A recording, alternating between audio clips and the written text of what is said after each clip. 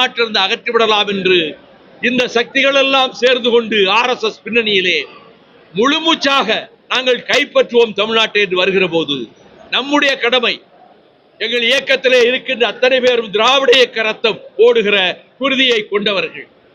திமுகவுக்குத்தான் முதலிலே அவர்கள் குறிவைத்து தாக்க நினைக்கிறார்கள். அதுதான் வலுவான கட்சியாக ஆட்சி நடத்தி கொண்டிருக்கிறது. நமக்கு இருக்கிற வலிமை ஸ்பார்டா வீரர்களைப் போல என்னோடு இருக்கிறார்களே தமிழ்நாடு புறாவிலும் இந்த சக்தியை விரயம் செய்துவிடக்கூடாது. திராவிட முன்னேற்ற கழகத்துக்கு ஆதரவாக பக்கபலமாக அரணமைத்து தர வேண்டும். இந்த அடிப்படையில் தான் திமுக கூட்டணியிலே நாங்கள் உடன்பாடு கொண்டிருக்கிறோம். அதே நிலைப்பாடுதான் இன்றைக்கும் இந்துத்துவ சக்திகள் தர்ம சத்வத் என்ற மாநாட்டை அலகாபாத்திலே போட்டு இந்தியா என்று இனிமேல் யாரும் அழைக்க கூடாது, பாரத் என்று தான் அழைக்க வேண்டும். இந்திக்கும் சமஸ்கிருதம் தவிர மொழிக்கு இடமே கிடையாது. கிறிஸ்தவர்களுக்கும் இனி ஓட்டு கிடையாது, இஸ்லாமியர்களுக்கும் இனி ஓட்டு கிடையாது. ஆகவே மதச்சார்பின்மை என்ற கொள்கையை நாங்கள் ஏற்கவில்லை.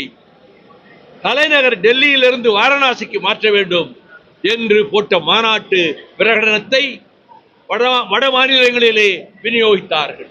இது அவர்கள் உள்ள கிடக்கை. இதை இடம் கொடுக்க மாட்டாது தமிழ்நாடு. மானமும் வீரமும் ரோசமும் கொண்டிருக்கக்கூடிய தமிழகம், திராவிட இயக்கத்தால் பாதுகாக்கப்பட்டு வந்துள்ள தமிழகம், இப்பொழுது சோதனையான நேரத்தில் திராவிட முன்னேற்ற கழகத்துக்கு பக்கபலமாக மற்றுமோர் அரணாக இருந்து இந்துத்துவ சக்திகள் உள்ளே நுழைய விடாமல் முறியடிப்பதுதான் நம்முடைய தலையாய கடமை என்ற விதத்தில் நாங்கள் செயல்பட்டு வருகிற இந்த சூழ்நிலையில் வருகிற செப்டம்பர் 15 திருச்சி மாநகரில் பேரறிஞர் அண்ணா அவர்களின் 117வது பிறந்த நாள் மாநாடு நடத்த திட்டமிட்டிருக்கிறோம். லட்சக்கணக்கானவர்கள் எப்படி இதற்கு முன்பு நடைபெற்ற எழுச்சி பேரணிக்கு வந்தார்களோ, மறுமலர்ச்சி மாநாடு திருச்சிக்கு வந்தார்களோ, அதே போல இம்முறையும் தமிழகமே திரண்டு வரும். என்னோடு இருக்கிற தோழர்கள் பெரும் வசதி அற்றவர்கள் தான், காசு இல்லாவிட்டாலும் மாசற்ற மனம் கொண்டவர்கள் தான். அவர்கள் நம்ம தலைவரே கேபினட் மந்திரி வேண்டான்னு சொன்னாரே, நமக்கு என்ன பதவி என்ற உறுதியோடு தமிழகம் பூராவிலும் எல்லா மாவட்டங்களிலும் இருக்கிறார்கள்.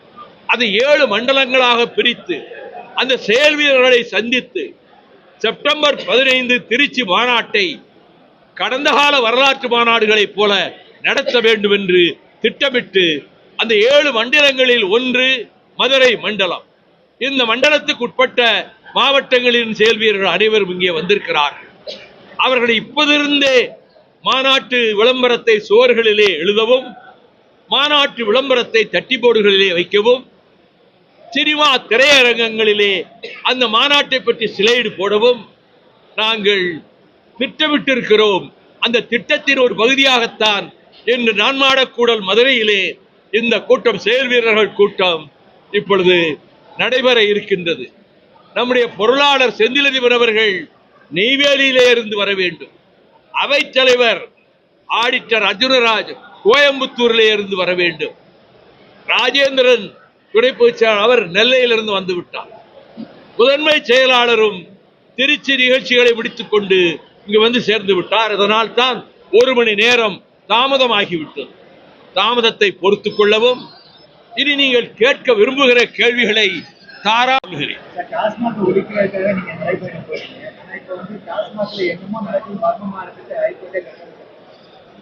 ஒழிக்கப்பட வேண்டும் என்பதை வாயளவிலே பேசாமல் எங்கள் ஊர் டாஸ்மாக் கடையை என் தோழர்கள் சூறையாடி நெருப்பு வைத்தார்கள். மதுரை ஹைகோர்ட்ல கேஸ் நடந்தது. டாஸ்மாக்கை அந்த ஊரே திரண்டு அகற்றியது சரிதான் என்று நாகமுத்து நீதிபதி தீர்ப்பளித்தார்.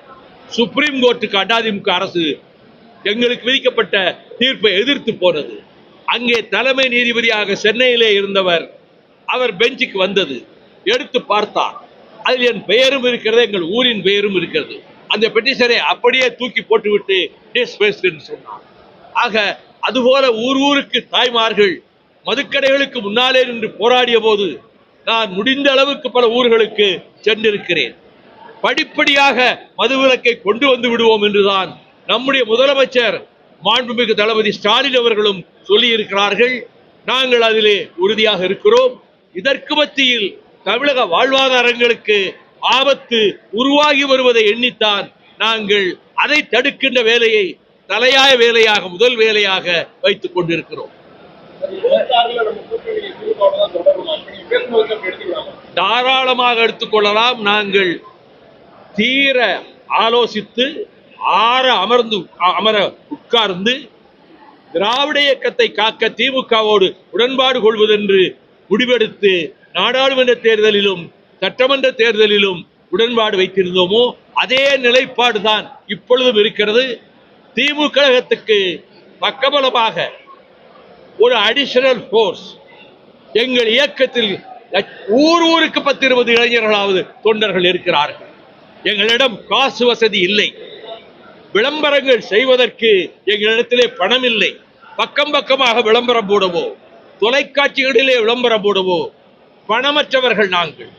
ஆனால் அதனால் இருட்டடிப்புக்கும் மொத்தத்தில் ஆளாகிறதும் மறுமலர்ச்சி திமுக தான்.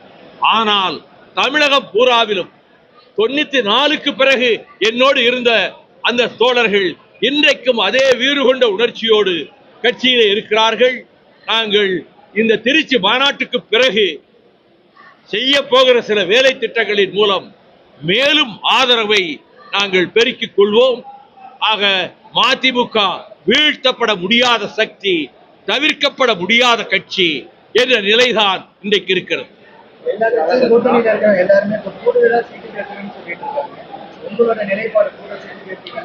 சீட்டு பற்றி யாரும் பேசல, அவங்க சொல்லிட்டு இருக்காங்க. நாங்க நிறைய சீட்டு கேட்போம் அப்படின்னு எல்லாம் எங்கேயும் சொல்லல. முதன்மை செயலாளர்கிட்ட உங்களை போல நிருபர்கள் விடாம திரும்ப திரும்ப எத்தனை சீட்டு தான் நிற்பீங்க போது 8 இடங்களிலே வெற்றி பெற்றால் கட்சிக்கு அங்கீகாரம் கிடைக்கும்.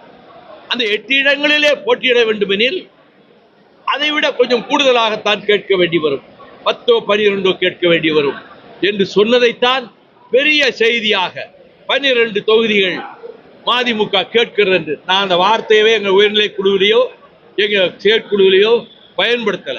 ஆனா இன்றைக்கு நேற்று மாலை பத்திரிகையிலே ஒன்றை போட்டிருக்கிறார்கள். 25 இடங்களை எந்தெந்த இடம் என்று அடையாளம் கண்டுவிட்டார் பொதுச் செயலாளர். அதிலே இருந்துதான் இடம் கேட்பார்கள் என்று அறைக்குள்ளே உட்கார்ந்து கொண்டு சூட ஒரு டீயை குடிச்சிட்டு கண்ணுக்கு தெரியாத கற்பனைகளை எல்லாம் எழுதி ஏடுகளில் வெளியிடுவது நியாயம்தானா? இதுவா பத்திரிகை தர்மம்? நான் 25 என்ற வார்த்தையை எந்த இடத்திலும் உபயோகப்படுத்தவில்லை. ஆனால் நாங்கள் 25 இடங்களை பொறுக்கி அந்த இடங்களிலே வேலை நடந்து கொண்டிருப்பதாக கற்பனையாக என்னென்ன நினைக்கிறாங்களோ டேபிள்ல உட்கார்ந்து கற்பனையா எழுதிட வேண்டியது. அப்படித்தான் அதை எழுத வச்சுக்கிட்டு உங்களை மாதிரி நண்பர்கள் அந்த கேள்வியை கேட்கிறீங்க. நாங்கள் எண்ணிக்கையை அந்த மாதிரி சொல்லவே இல்லை. அம்மாதிரி நாங்கள் தொகுதிகளை தேர்ந்தெடுத்து வேலை நடக்கவும் இல்லை. திராவிட கட்சியில ஒரு அதிமுக அவங்களும் பாஜக கூட தான் கூட்டணி போட்டு இதே திராவிட கட்சியில ஒழிப்பதற்கு போராடுறாங்க. திமுகவுக்கு எதிர்த்து அந்த பிரச்சாரங்களை முன்வைக்கிறாங்க. அதிமுக ஒரு திராவிட இயக்கம் என்று ஒப்புக்கொள்ள முடியாத அளவுக்கு தவறுகள் செய்து கொண்டிருக்கிறது. ஆகவே அதனை நான் திராவிட இயக்கமாக கருதவில்லை. விஜய் அவரோட நிலைப்பாடு அறிவிச்சாரு, தனியா தான் நிக்க போறேன்னு. அதிகாரத்துல ஆட்சியில் பங்கு தரேன்னு சொல்றாரு. நாங்க திமுக தலைமையிலான அணியில உறுதியா இருக்கிறோம். விஜய் கலை உலகிலிருந்து ஒரு கட்சியை தொடங்கி இருக்கிறார்.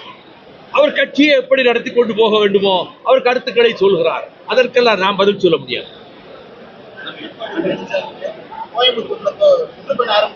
சரி, அவர் எத்தனையோ பயணங்கள் நடத்தினாரு, இது ஒரு சுற்றுப்பயணம், அவ்வளவுதான்.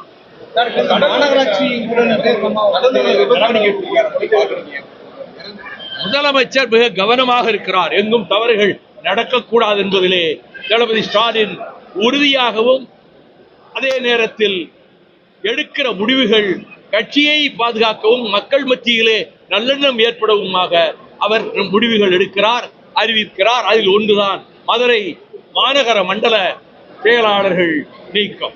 இந்த பதவி நீக்கம் பண்ணா மக்களோட வரி பணம் வந்து கிடைச்சிருமா? மண்டல தலைவர்கள் அதெல்லாம் எனக்கு தெரியாது. அவர் நல்ல முடிவு எடுத்திருக்காரு, அவ்வளவுதான் சொல்லுவேன். ரெண்டு ஸ்கூல் பையங்க இறந்துருக்காங்க.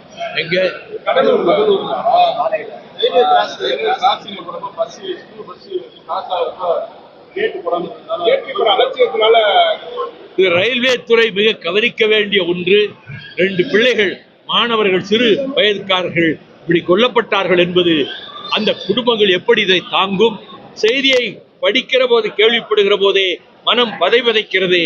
ஆகவே ரயில்வே துறையினர் இந்த மனிதர்களால் இயக்கப்படுகிற ரயில்வே கேட்டுகளை அதை எல்லாவற்றையும் அகற்றிவிட்டு அதை மின்மயமாக்கி அந்த வகையிலே விபத்துக்கள் ஏற்படாமல் தடுக்க வேண்டிய பொறுப்பு ரயில்வே துறைக்கும், ரயில்வே அமைச்சரகத்துக்கும், ரயில்வே அதிகாரிகளுக்கும் உண்டு.